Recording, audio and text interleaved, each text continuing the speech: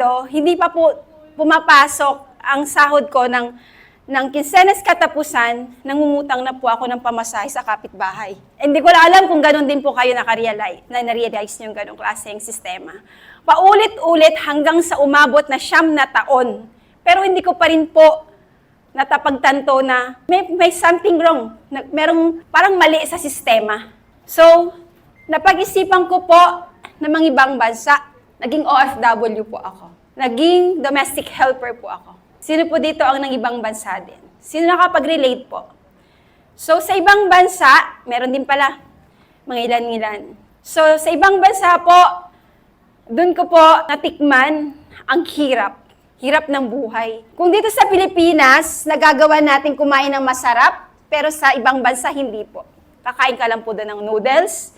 Kung ano binigay sa'yo ng amo mong pagkain, yun ang kakainin mo. So, di ba? Madali po ba ang buhay sa ibang bansa? Kumikita ka po, mahirap ang buhay. Ito po yung yun po yung pamilyang sinerve ko sa ibang bansa. Ito po. So next po, nung nakaipon ako sa ibang bansa, inipon ko yung pera ko kasi sabi ko ang hirap sa Pilipinas. Magiging empleyado na naman ako. Paulit-ulit yung sistemang mangungutang ako. Yung sahod ko sa ibang bansa, inipon ko po. So nagpahanap po ako dito sa Pilipinas ng mga nagsasanla ng farm. So, nagkaroon po ako ng farm. Yung pera ko po sa ibang bansa, nagsasanla po kami ng lupa para po kumita po yung pera ko dahil ayaw ko pong ilagay sa bangko. So, ito po ang nagkaroon kami ng farm.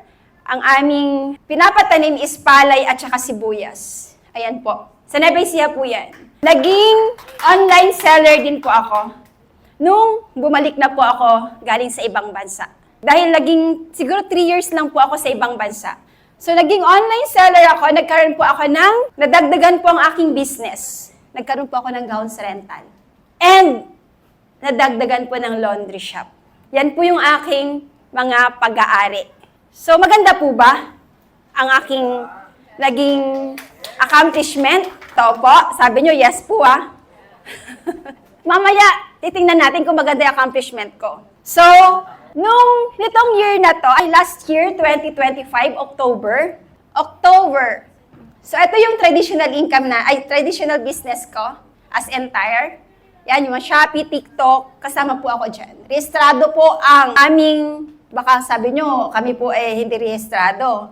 Rehistrado po ang ating online business dahil bawal po kay BIR, hindi po rehistrado sa online yung mga nag-open ng shop.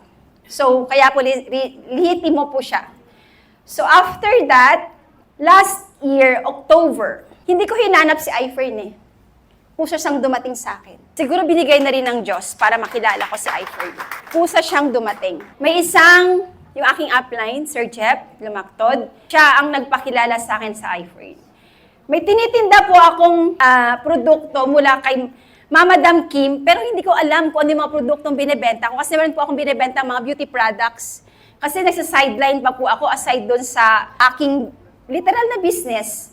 Meron pa akong binibentang sa gilid ng gowns rental ko, meron akong mga beauty products. Pero yung mga beauty products na yun, hindi ko alam kung saan nagagaling na company. May nakakita sa akin at saka notice, ay, gumagamit ka pala niyan. Hindi ako gumagamit pero binibenta ko. So sabi niya, sa company namin yan sabi sa akin. Sir Jeff ang nagpakilala sa akin ng iFern. So, nung makilala ko sila, ang unang banggit sa akin ni Sir Jeff, Ma'am, may pekas ka sa mukha. Sabi ko sa kanya, yes sir. Alam mo ba yung tita ko? Gumagamit lang siya ng Aurora soap. Naglighten ang kanyang pekas. Ako po, sa totoo lang, hindi naman sa pagmamayabang, ginagastusan ko yung pekas ko sa mukha. Nagbayad ako ng 100,000. Pinapa-laser ko po siya. So, sabi ko, Sir Jeff, ayoko, baka ma-void po yung aking bayad sa aking sa company kung saan ako nagpapa-laser. So ngayon, that time, nakilala ko na si iFern. Sabi ko, pwede ba para vitamins na lang sa insomnia ko? Kasi yun ang aking pinaka-target health. So meron akong sakit sa insomnia. Ang pinakilala sa akin ni Sir Jeff is Fern-D. Fern-D, which is nakatulong po sa health namin. So, hindi po ako masyadong aware sa business side ng iFern. Sinubukan namin yung gamot, super effective. Super effective. So, pagkatapos nun, joining iFern, naglabas kami ng work for 100,000. Maliit ba malaki? Malaki ba? So, pero, hindi po ako gumamit ng cash dyan. Dahil mautak po ako, gumamit po ako ng credit card. So, sa credit card, pwede ko siyang bayaran ng monthly. So, dun sa credit card na yon, pwede na nga kahit 15,000 a month eh. Napakaliit ba? 15,000.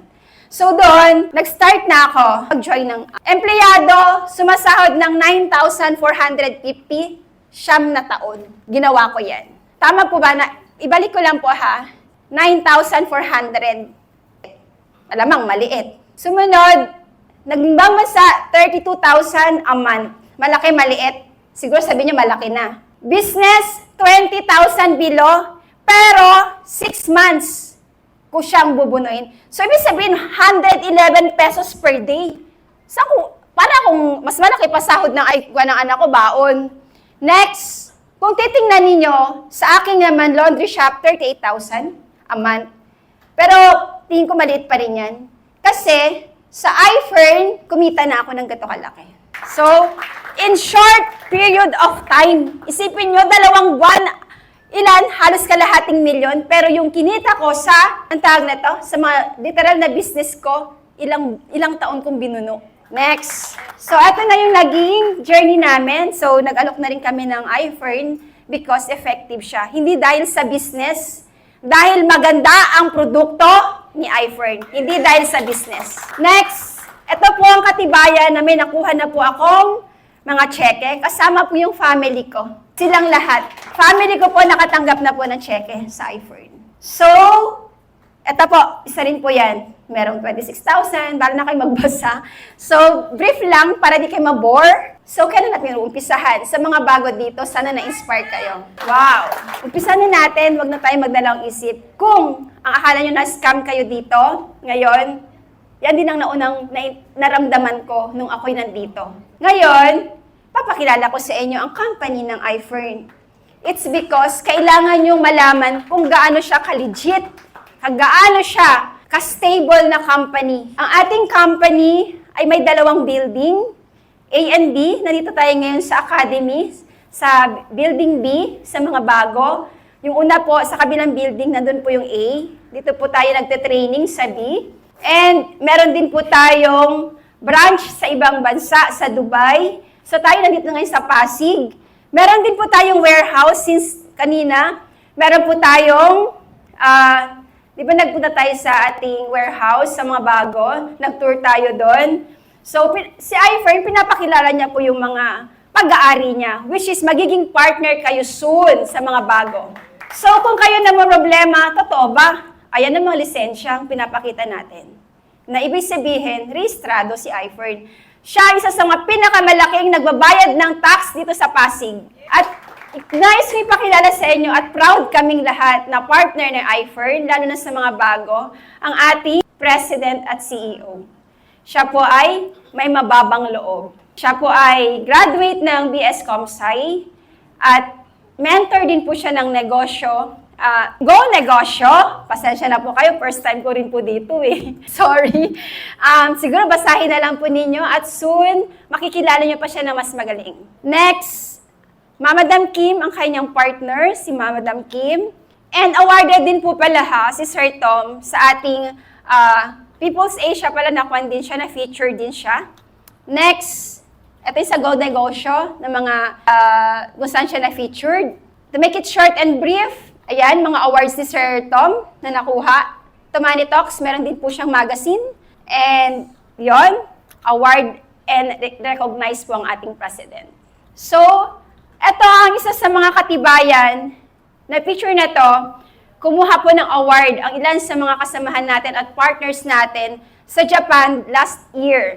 So, kasi po, awarded po ang isa sa mga brand natin, or isa sa mga product natin, which is Ferndy, na 7 times na po siyang inawardan. Ibig sabihin, hindi po ma-award ang isang produkto kung wala pong katibayan. 2 billion po ang kailangan po ma-achieve na isang produkto bago siya ma-award. So next, Ito po yung mga awards. So, lalagpasan ko na po ito. Sa products na po tayo. So, ang ating mga products, Fernplex. Diyan po nanggagaling ang ating mga ingredients sa Lonza. Fernplex na po ang Plex. Hindi lang po para sa matatanda ito. Pinapabata niya po ang ating collagen sa ating body, sa ating sa joints natin, sa mga hirap tumayo. Kasi pag tumatanda na po tayo, nagle-lessen po yung collagen natin, yung oil natin sa mga joints, kaya po nakakaramdam tayo ng sakit. Hindi ibig sabihin, tumanda ka na saka lang iinom ng Fernplex. Now, pwede po tayo uminom nito. Safe po siya. Next, F-Collagen, maganda rin po ito. Tasteless na product, pwede natin i-mix sa mga drinks natin, nakakabata po talaga ang collagen. Next, Milka. Glanbia, dito po nanggagaling ang ingredients natin, which is first class. Ang ating product na Milka is katumbas niya po is 2.5 glasses na milk. So, pag mga iba dito nalalansan sa gatas, pwede pong uminom ng Milka. Yan lang po, pwede na natin. Para nag-take na rin po tayo ng 2 glasses of milk per day.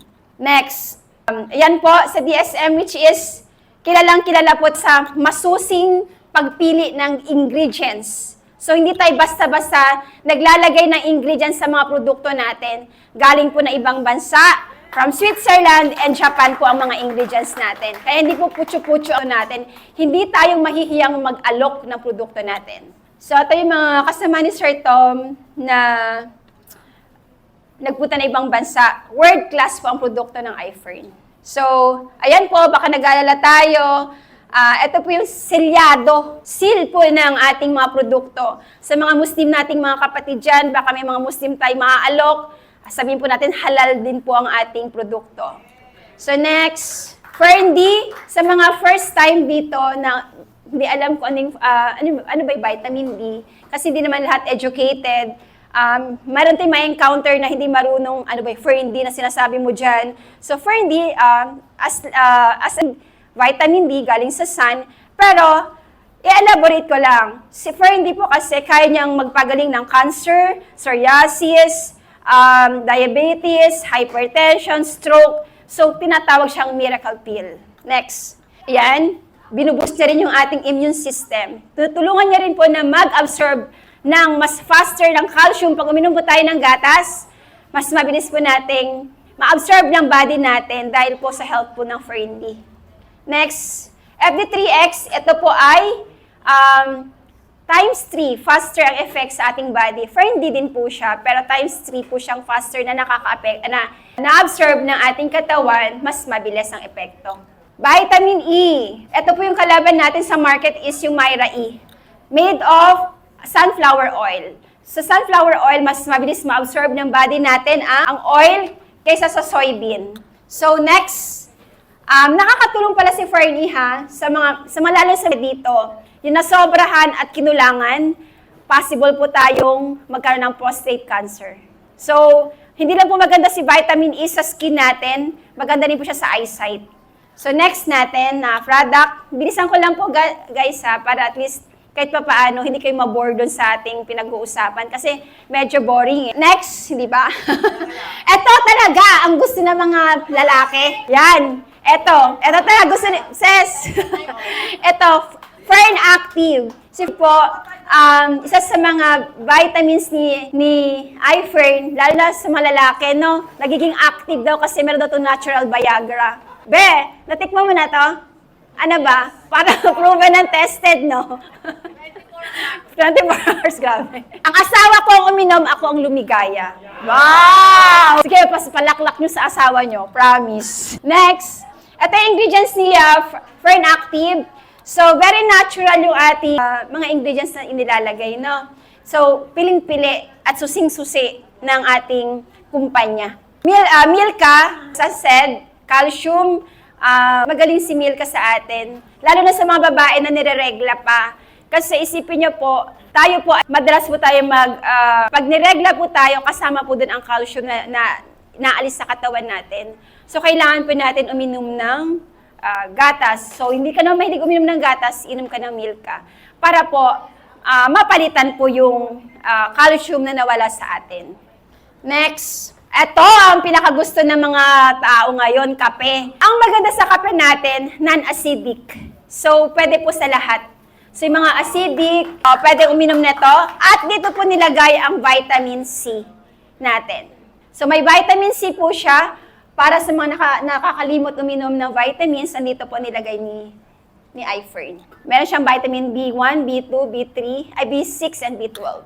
Next, dalawang klase ang kape natin. Ang isa is original flavor, the other one is butterscotch. Sa butterscotch na nilagay ang Fern E. So sa nung isa, Fern C, ito naman is Fern E. So dito, pwede ito sa mga diabetic ha, kasi ang nilagay po dito na sugar is stevia. Stevia means a kind of herb na natural siya. Pwedeng gamitin ng mga taong diabetic. Next, ayan.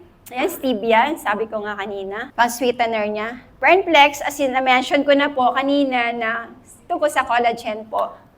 Pwede natin uminom ito kahit tayo ay bata pa. Ito ang pinakamaganda na ang ating toothpaste, which is alamin natin guys, yung mga ginagamit nating mga toothpaste sa bahay, may mga kulay po yun sa dulo. So ito po, ang ating toothpaste po is made of iron. Ang ating mga toothpaste na nabibili sa groceries is made of fluoride, which is nakaka-cancer. Isipin po natin yung nakaka-cancer, doon pala nakukuha ang isa sa mga cancer na nagdudulot ng sakit sa atin. So ang atin naman is, and then, pwede rin po siyang gamitin sa mga sugat, paso, and pwede po siya gawing feminine wash. Nasubukan ko pero sobrang init. Ibig sabihin, tapos, huwag mo na tututbrushin kasi magkakangipin daw po. So, next natin is, ito, Aurora, whitening. Kasi may mga Pilipino ngayon pa sinabi mong whitening soap kahit walang pera pambiling bigas, bibili ng pang-whitening. Soap man yan, o kahit mahal pa yan. Pag sinabing gluta, collagen, ano ba yan? Pampaputi. Bibili sila nito. So ngayon, eto, nilagay dito yung Aurora at saka sa lotion. Next, ayan, made of argan oil, extract of apple, and aloe vera. Para magkaroon ng moisturizer tayo sa aloe vera. Aurora Eye Cream and Face Serum. Ito yung sasabi ng Botox in a bottle. And itong product na to, maganda rin sa atin kasi ginagamit ko din siya. Next, skincare. Yung collagen natin, pwede natin i-mix nga sa drinks natin. Zerocol, pampababa po ng cholesterol. Okay, siguro dito na magtatapos yung products natin. So, sana po, sa journey ko po sa iFern, sana po sa mga bago dito, please po, isipin niyo po yung ating binigay na pagod sa ating mga trabaho. I-compare nyo po sa iFern na pag tinabaho nyo po sa iFern, possible po na kumita kayo dito.